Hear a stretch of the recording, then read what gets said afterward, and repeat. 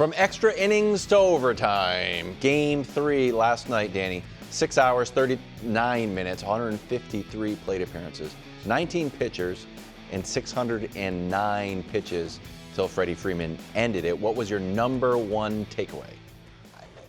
It was an all-timer. There's a million of them, but I know Nick mentioned earlier that we were texting during the game, so I went back and looked at it. At 10:04, I texted you, this has been a great baseball game. Yeah. In the sixth inning. Just getting started. Yeah, 10:04. At 11:30, I texted, this has been an all-time great baseball game. Like, I attached all-time to it. 3 hours and 20 minutes later, the game ended. Like I deemed it an all-time sporting event, and then 7 more innings of baseball were played. So it was just, for people who are baseball romantics, you can point to a game like that and be like, that's what our sport can do that nothing else can do. It was special because the star power was special and the role players were special. And we had never seen anything before, but it was also uniquely baseball. It was just great. No, you brought up the role players. Obviously, Ohtani is, come on. The 2 homers, the 2 doubles. Crazy. And then all the walks.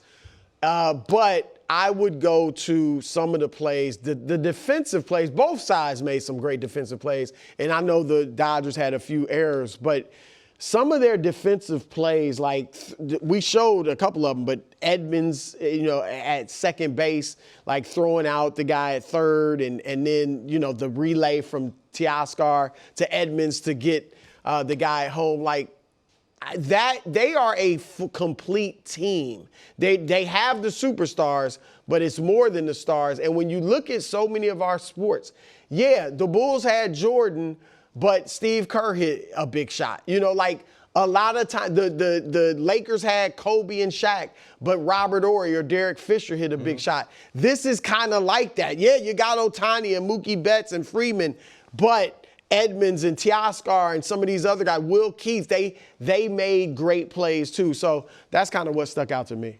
And I'll admit it, I fell asleep.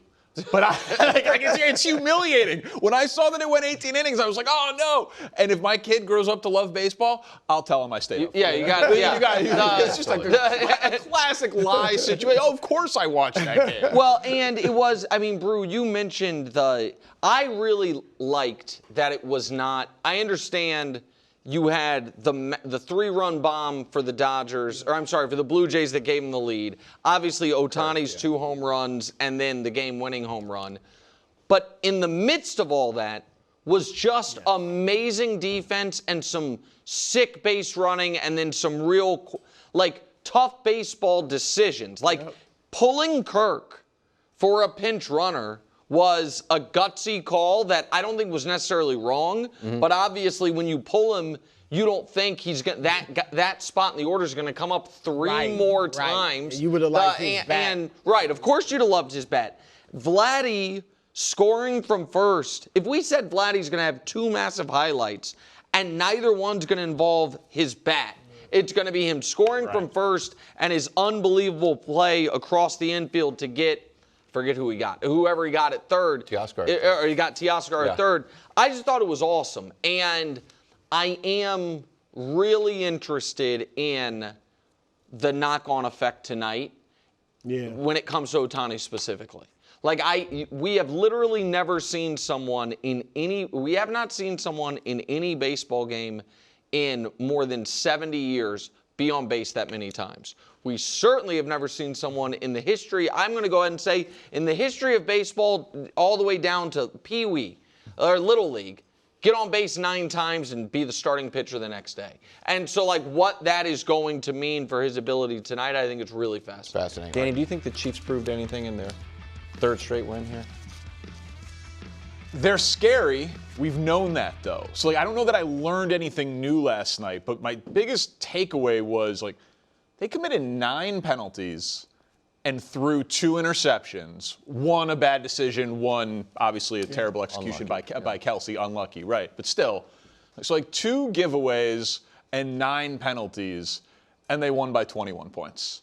That is just that would send shockwaves around. We know all the coaches watch all the film of all of the games, and they're just scouting their opponents, and they're like, oh, they just played a B- game and won by 3 touchdowns. And then if you zoom out a little bit for the Chiefs now over this stretch of time. Just say it. The post tackle to turn the tide. I'm not going to exactly T6 tackle to turn the tide. But like, I attribute it more to like personnel, like Worthy coming back and Rice coming back. You attribute it to a tackle by a quarterback. Yeah, tackle to turn the tide. Yeah. But they're now producing on offense like they produced in the 5-year stretch where you guys refer to them as the light show. Like, and that is I mean, if that's the case, and we could, like, it's identical in an eerie way, including like Travis Kelce yards per catch is the same. What? Out of nowhere, Mahomes' passer rating is actually better. And again, 5 games against 5 years, I understand it is selective endpoints, but still. Well, it's 5 games, again, the tackle to turn the tide was 5 games ago.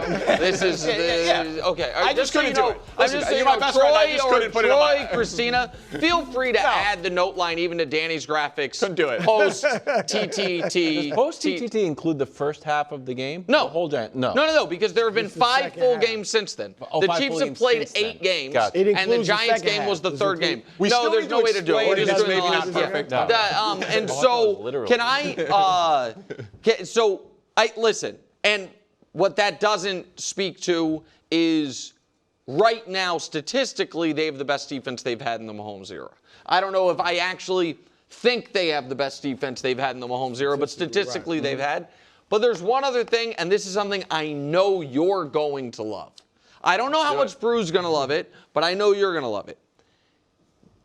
And I said this to you in your shared office privately 5 weeks ago.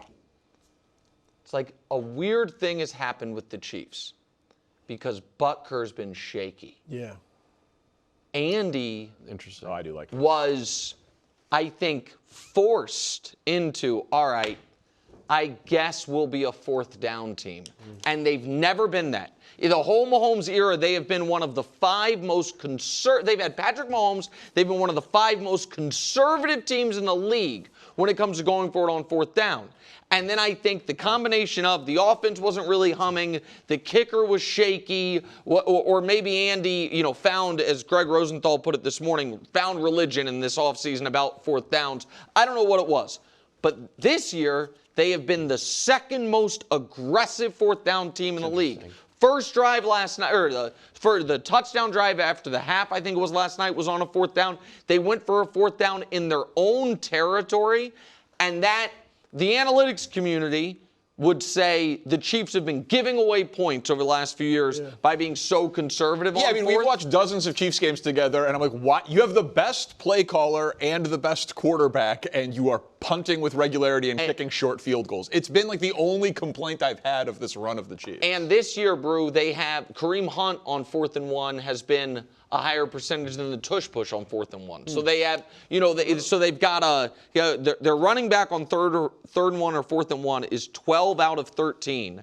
And Andy's going for it, which is an interesting wrinkle that the Chiefs teams of the past haven't had. Yeah. Go ahead. They didn't play, like you said, a B- game is what they played, if that, and they routed them. Now, I get it. It was Mariota, the backup quarterback. But, they look great in the second half, underwhelming in the first half. All right. Of course, today is Top 10 Tuesday. The Bucs bounced the Saints, but Bake Show had a lackluster statistical game. Bucs are 6-2 and in first place. So did they keep their spot? Were they on last week? They were on. Did they keep their spot in Top 10 Tuesday? They did not. Wow. Bucs with a 20-point win fall. Part of this is how I see the league very clearly. And I'm seeing a slide coming for Tampa Bay, but I don't talk about teams outside of the top 10. The Chargers on Thursday, when they dominated the Vikings, all of a sudden Joe Alt's back, Justin Herbert's back. Let's look at the last 3 games of the Chargers offense. Feels to me like a team that is absolutely ready to go on a run, scoring, 30 points per game after averaging less than 20 in their first 5. Beat the Titans, beat the Steelers, beat the Jaguars, beat the Ravens. 9-3? Oh, that's their next 4. That's their next 4. Okay, got yeah, it. I'm just saying, You got to get them in the top 10 now because they're only going to move up once they're all of a sudden 9-3 team, and that'll be a consensus opinion everywhere else. Number 9, Wilds. Congratulations, they've made it. They absolutely deserve it. Maybe you'll say too low. We'll get to that in a little bit. Deserve it. I think we're in second place. You have 5 straight wins, and your quarterback's a top 3 candidate for MVP. It's a pretty open and shut case. The schedule's easy. I expect them to hang out in the top 10 for a ways to come. Coming in at number 8, the Rams on a bye. All I can do to explain this one is throw up the resume, and it's offense and it's defense, and it's dominant. The stats suggest they should be higher. Yeah. My eye test tells me that it still is about right, and I want to give the benefit of the doubt to teams in the NFC that I think have a higher ceiling than them, which we'll get to on the list. Can I ask a quick question? I don't know if we can do that if I'm breaking. Yeah, you can ask a question. For a second. Sure, go right ahead. Do you at all question your eye test even a bit? Never. Even coming off an 0-3 weekend like you are.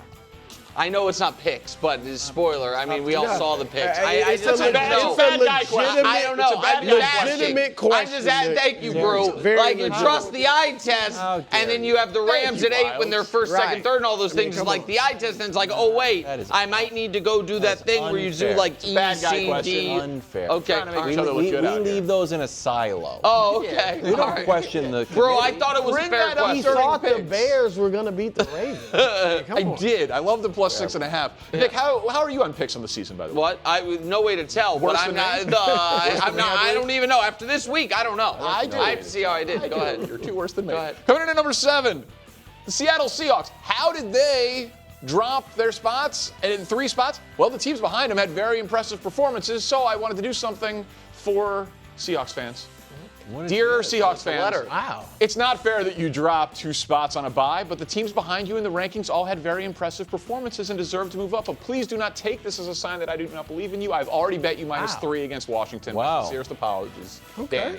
I wanted to shout out the 12. I like that. Yeah. Could have used flowers and a kiss of the lips. No, it's too much. It's too much. Just a straight. that better? Yeah. Okay. And again, flowers didn't love the last time I brought out flowers. Going in at number 6, the Green Bay Packers. Highest jump. they've been rated for me all year.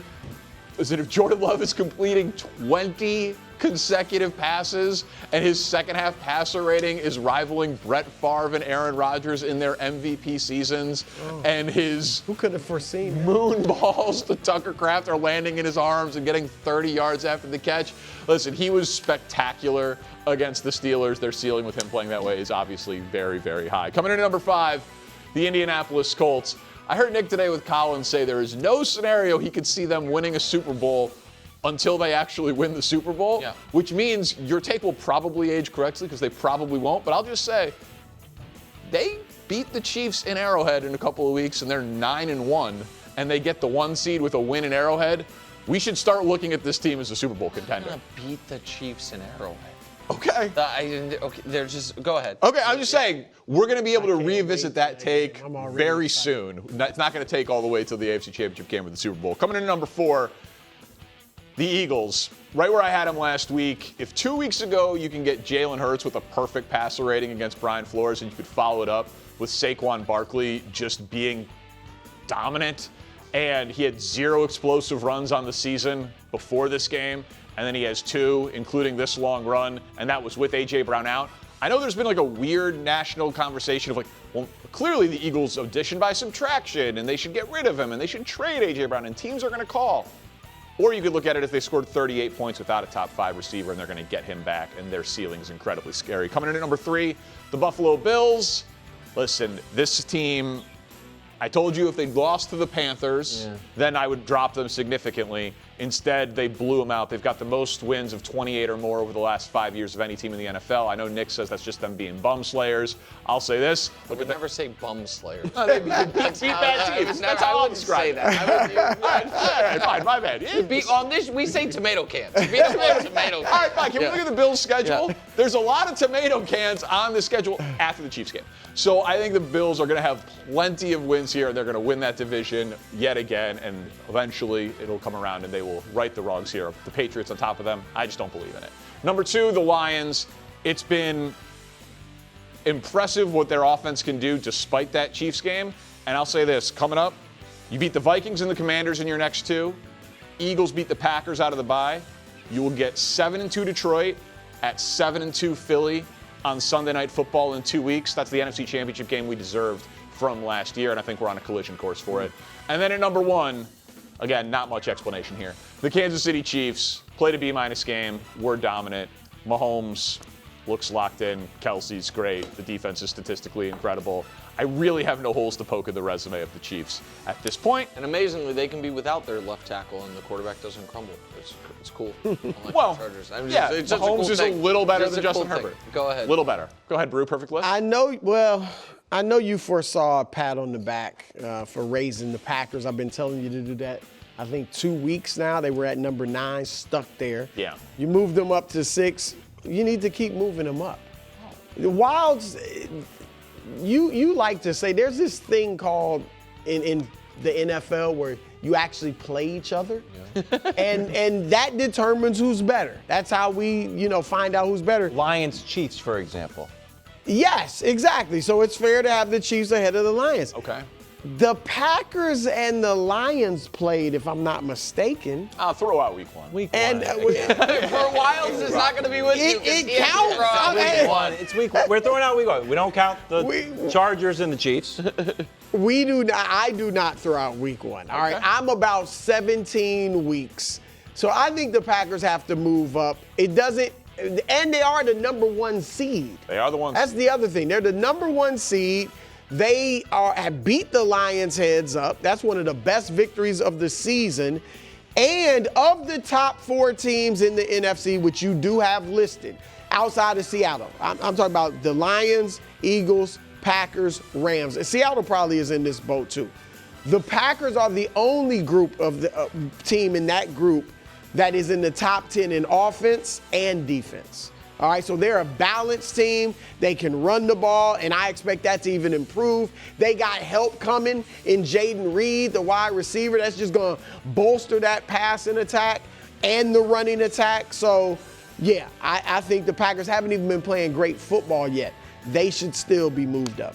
Okay. I mean, I can live with the quibble of the Packers and Colts switching. Number 6 and number 5. All right. I realized last week that I'm not taking advantage of this segment the way I should, because when I do tiers, Brew has his main thing, but then he has a little amuse-bouche, a few appetizers that he's like, it's cool.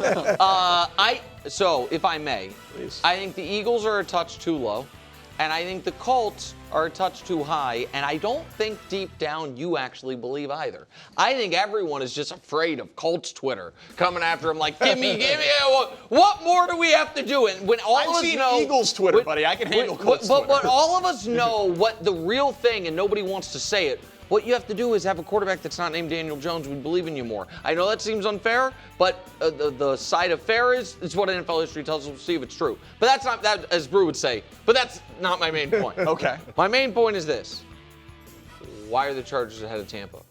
Both teams have suffered massive injury. The Tampa more than the Chargers. Tampa has dealt with it better than the Chargers. Tampa has a more proven, established, trustworthy quarterback than the Chargers. The Tampa has better playmakers than the Chargers. You could argue the defenses are comparable. Tampa, the Chargers have one great win all year, but you guys all said week 1 doesn't count. So why would the Chargers be on and Tampa not be? And if it's because we're projecting what it's going to be down the road, nobody is going to be on a better run late in the year than Tampa, with multiple games against the Falcons, the Panthers, the Saints, all of it. Well, so I don't follow. Okay. 2 weeks ago, Tampa scored 9 against Detroit. Last week against the Saints, they had 1 offensive touchdown and 3 field goals over 50 yards. Did not 23-3. Did not look great doing it. Yes, and you're right. The next 3 for Tampa: the Patriots, Bills, and Rams. So I think 6-2 is about to become 6-5. You think they're going to go 0-3 0-3 in that stretch? 0-3 in that stretch. I don't think Tampa's looked good the last 2 weeks. I'm a little scared of Tampa. Of course, Tampa's really good. No. 0-3 is disrespectful to Baker. If they can win with Snoop Huntley, they probably can win with the multiple-time MVP. Coach, you expect Lamar to turn this season around for the Ravens? Yeah, I was really happy that they were able to get the win the other night to get off that 4-game losing streak, and then for them to now come back on a short week and get Lamar back. They're in a great position to potentially string 2 wins together in this short amount of time and then go into a long week. That sets them up for a significant run. And when you hear him talk about the fact that what's happened to this point is in the past, and they're really looking at it as more just win the next game. The focus to me is in the right place. They're getting healthier, and having Lamar excited and healthy, they got a chance.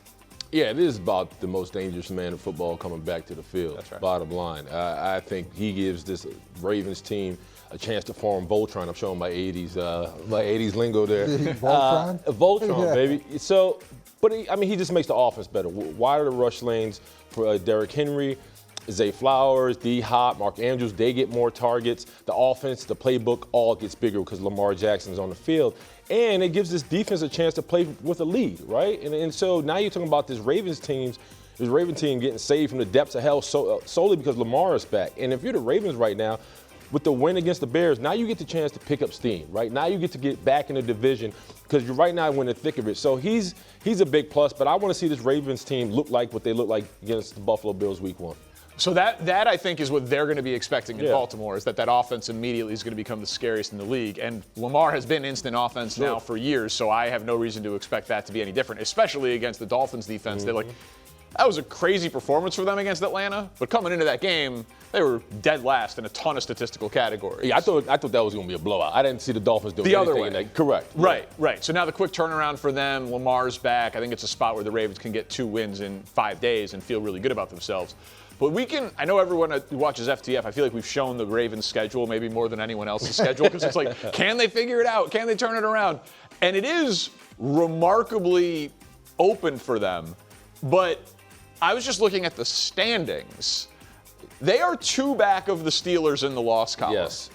And they haven't yet played the Steelers. Correct. So if the question is, can the Ravens turn it around? But we all agree they really just need to get into the tournament, right? The 1 seed is obviously, that's done based on how they started the year. But I think the answer to that question is now objectively yes, because as long as they beat the teams they are supposed to beat, it's going to come down to, can you beat Pittsburgh? And I know those games are always close and always tough, and not to take anything away from Pittsburgh, but just Baltimore is going to be playing meaningful games in the right-hand column there, simply because they haven't yet lost to the team that they're chasing. But I also think it comes down, this is why Thursday's game is big, because you have to also see how limited Lamar Jackson is with this hamstring, right? Because if he's limited, that means the RPOs shrink a little bit. The outside run, him being an instinctual quarterback, all that things come into fruition. So you need him at his best, and you need his offense to be at their best so they can make that type of run. I don't know what it looks like come Thursday, but it's going to be interesting to see if he's healthy enough to be him. Well, that's why it was so not just important, but so great that they were able to win without him this past week. So he was able to get the extra rest moving to Thursday. And as far as Pittsburgh goes, they're unreliable, and they've got major issues. And as much as I thought the issues were going to be Aaron Rodgers, the issues has been the defense. And when you watch them play last game, it just doesn't look anything like what we've been so used to seeing. So Pittsburgh is vulnerable, and Baltimore seems to be gaining some steam. And you're right. How healthy is Lamar? If Lamar is anywhere close to fully healthy, they're easily I would think the favorite to win the division. Well, the Vegas odds say that they are the favorite. And people are like, how can they be the favorite? And it's because what you're talking about. They wouldn't be the favorite in the AFC West. They wouldn't be the favorite in the AFC East. But in the AFC North, when people don't really believe in Pittsburgh, Burrow is out, Cleveland is Cleveland, and Baltimore has been what they've been for the last 5 years. And it's like, they get Lamar back, and they're just going to be fine. And I'll say this. Obviously, we all watched it. I watched it, every snap of it, very closely, of the Bears-Ravens game. That Ravens defense was impressive. It was the Bears offense. Yes, Caleb did not, he threw the bad interception and he didn't get them he didn't have a touchdown in the game. But the Bears offense had been playing well leading into it. They had been running. They ran on the Saints. They ran on the Commanders. The Bears offense had been good. And the Ravens defense really gave them problems. So it looks to me like the Ravens defense is getting healthy. Lamar's getting healthy. Like I think this team is very scary and going to get right at the right time. But it all comes down to Lamar. He's the one that gives them the confidence. He's the oil change, man. Hopefully he can get it done Thursday. All right. Are the Chiefs back to being the scariest team in football? I hate to admit it. I mean, they're scary and they're wet the bed scary. I mean, they're 5-3 and they've hit a level of consistency where you're like, uh-oh, here they come. And I think it's not just because of the offense. I think the defense has arrived. I think on special teams they're playing big-time football.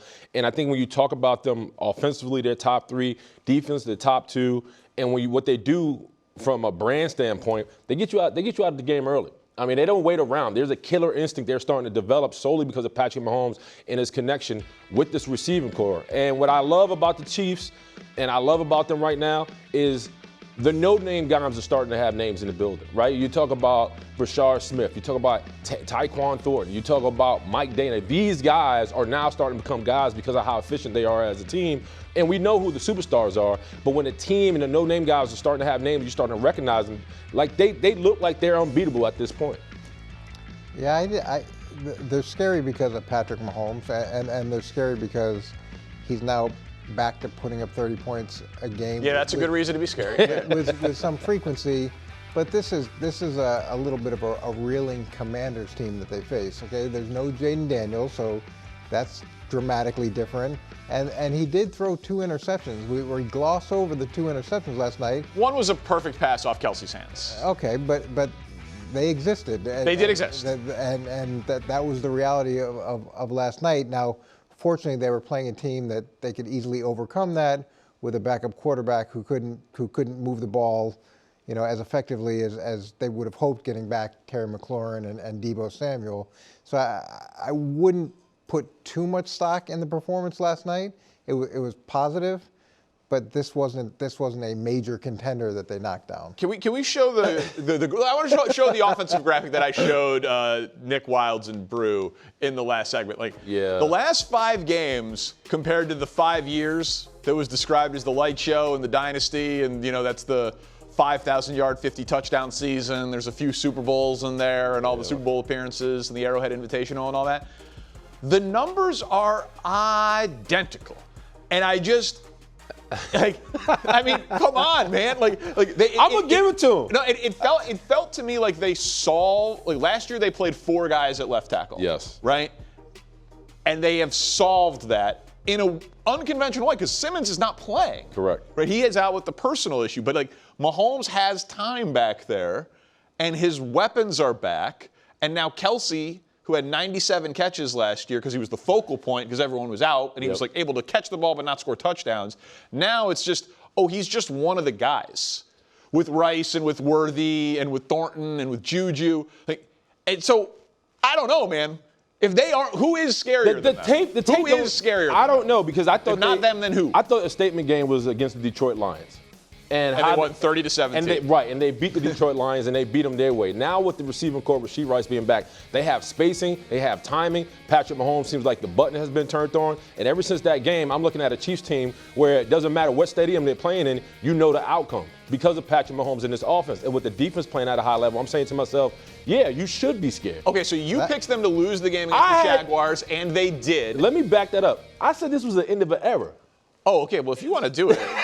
I said this was the end of an era. So if you talk about who's eating crow, I'm admitting I'm eating crow right now, DP. Did. What else do you want from me? How does it taste? How does it taste? Burnt. Okay. I don't think it's a full plate of crow. Last year they won 15-1 against a much tougher AFC slate of teams. You had 2 guys playing at MVP levels. We're grading them up because of how poorly they started. So that team last year was really, really talented, and we're grading this team up significantly because of how slow they started. But is that not how it works, though? Don't they get the benefit of the doubt for what they? No, that's your rule. For what they've accomplished. That's your rule. You like to lay that rule. I feel like it's pretty logical. They're getting the benefit of the doubt because they set expectations low with how they started. Well, no, see, I don't think the expectations were low. I think we're seeing a team that's being consistent and they've built momentum. And I think Patrick Mahomes has been stable enough. You don't think expectations were low? You said there was an end of an era. Well, because of how they performed last year. Yeah, those were low expectations. Right. But the end of the era was more to talk about how dominant they were. They thought they were last year solely because of the wins. They were winning 1-point games. Like, I was like, they're not going to be able to do that again. Now they're blowing teams out. So I'm like, okay, chill out, Willie. Put yourself on ice a little bit. Talk about yourself in the third person. I do that. Who's scarier? Well, I can't say someone is scary because they have the best quarterback in the NFL. And whenever you have the best quarterback in the NFL, you know, you are the elite contender. And there's really nobody, to me, that is close to him at this point. All right, so then it's universal agreement. Thanks for watching. Subscribe here to get more from the show and to check out clips from other shows on FS1.